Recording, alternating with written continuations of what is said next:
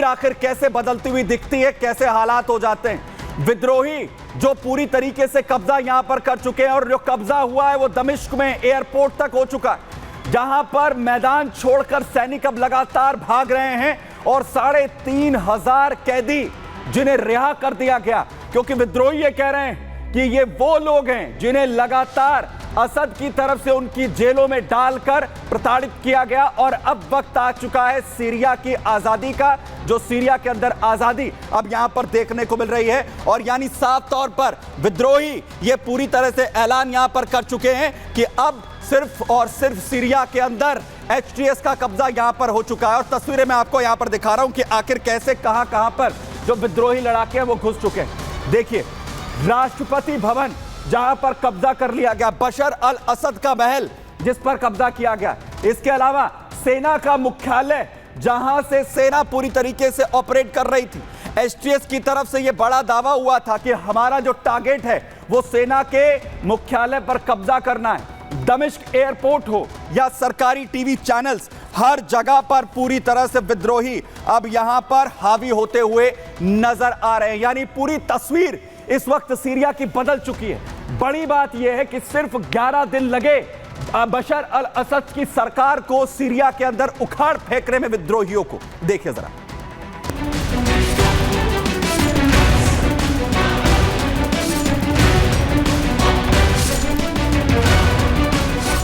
असद भागे, सेना फरार, सीरिया का संपूर्ण संहार।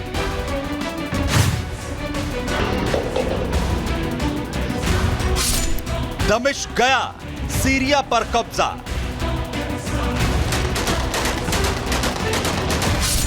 विनाश की प्रयोगशाला, कैसे भड़की सीरिया में ज्वाला।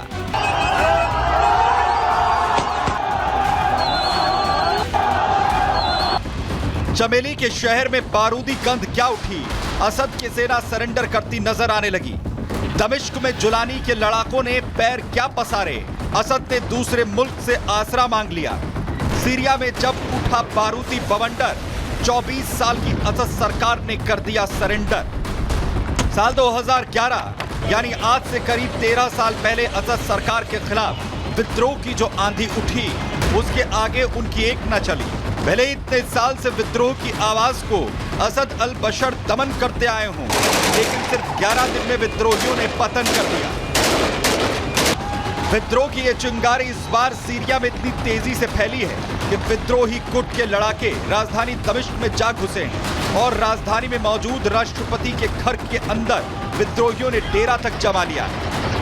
असद का तख्ता पलट करने वाले विद्रोहियों ने न सिर्फ राष्ट्रपति भवन पर कब्जा किया, बल्कि जमकर उत्पात भी मचाया और सामान को नुकसान पहुंचाने के साथ साथ असद की तस्वीरों तक को उखाड़ फेंका।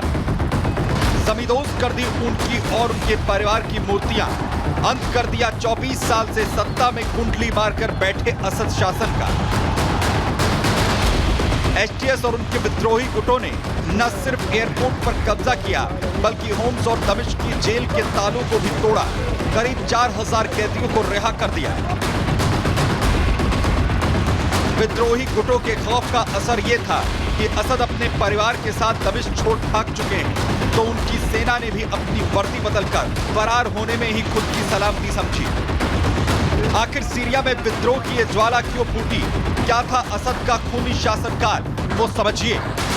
13 साल तक लगातार सीरिया जलता रहा। अब तक 5 लाख लोगों की इसमें मौत हो चुकी है। करीब 68 लाख लोगों ने देश छोड़ दिया है। वहीं अब तक 222 केमिकल हमले हो चुके हैं। अगस्त 2013 में इससे पहले यह हमला हुआ था। 2013 में सरीन गैस का इस्तेमाल किया गया था। घोटा में हुआ था केमिकल अटैक। दमिश्क के नॉर्थ ईस्ट में स्थित है घोटा। करीब 1000 लोगों की हुई थी मौत। इस अटैक के लिए कोई सजा तक नहीं दी गई। सीरिया में तख्ता पलट के बाद जश्न का माहौल है। हमा से लेकर होम्स, दमिश्क से लेकर अलेप्पो तक लोग सड़कों पर आकर अपनी खुशी जाहिर कर रहे हैं और असद सरकार से मुक्ति मिलने पर जश्न मना रहे हैं। Bureau report, Republic Bharat. लेकिन बशर अल असद की सरकार का तख्ता पलट आखिर क्यों हुआ?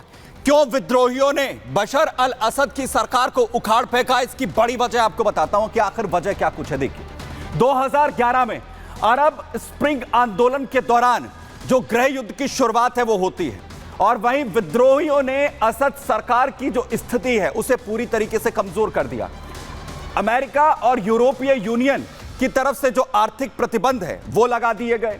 प्रतिबंधों ने जो अर्थव्यवस्था है उसे बुरी तरीके से प्रभावित किया। सीरिया की जो मुद्रा है पाउंड, उसे भी भारी नुकसान यहां पर हुआ, उसमें बेहद गिरावट यहां पर आई। ईंधन हो, खाद्य पदार्थ हो, जो अलग अलग चीजें रोजमर्रा की, उसमें कमी आई। बेरोजगारी हो, महंगाई के चलते सरकार की जो मुश्किलें हैं वो और भी ज्यादा बढ़ती हुई नजर आई। वहीं दूसरी तरफ रूस और ईरान ने असद सरकार को अपना इससे पहले समर्थन दिया था। रूस और यूक्रेन युद्ध के चलते अब समर्थन यहां पर ईरान का भी और रूस का भी कमजोर पड़ चुका है। ईरान ने असद सरकार की मदद से अपने हाथ खींच लिए हैं। दूसरी तरफ कुर्द बल और तुर्की समर्थित विद्रोही गुटों में अब संघर्ष तेज होता हुआ नजर आ रहा है। वहीं हिंसा, आर्थिक अस्थिरता से पैदा हुए जो असंतोष के हालात हैं उसकी वजह से हालात अब यहां पर बिगड़ गए। वहीं जनता का असद सरकार पर जो विश्वास है वो भी पूरी तरीके से खत्म हो गया। ये वो बड़ी वजह रही जिसकी वजह से बशर अल असद को अब उनकी सरकार का तख्ता पलट विद्रोही गुटों ने यहां पर कर दिया। वहीं बड़ी अपडेट आपको यहां पर बताऊं, जिस तरीके से बड़े उलटफेर से सीरिया इस वक्त गुजर रहा है, वहीं दमिश्क में विद्रोहियों की तरफ से जश्न मनाया जा रहा है। विद्रोही इस वक्त जश्न मनाते हुए नजर आ रहे हैं। हवाई फायरिंग की जा रही है। हवाई फायरिंग कर दमिश्क की सड़कों पर विद्रोही इस वक्त जश्न मनाते दिख रहे हैं।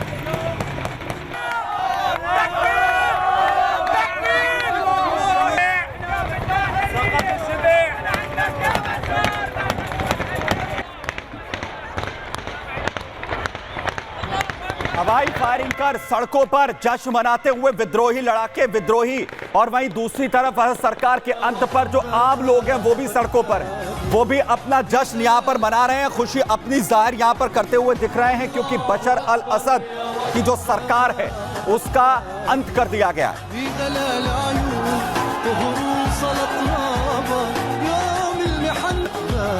न सिर्फ विद्रोही लड़ाके जो जश्न मना रहे हैं वो अपने बड़े हथियारों के साथ, क्योंकि सैन्य जो हथियार उन पर कब्जा हुआ, टैंक पर चढ़ गए, तमाम लोग भी मौजूद थे, टैंक पर चढ़कर जश्न मनाया जा रहा है।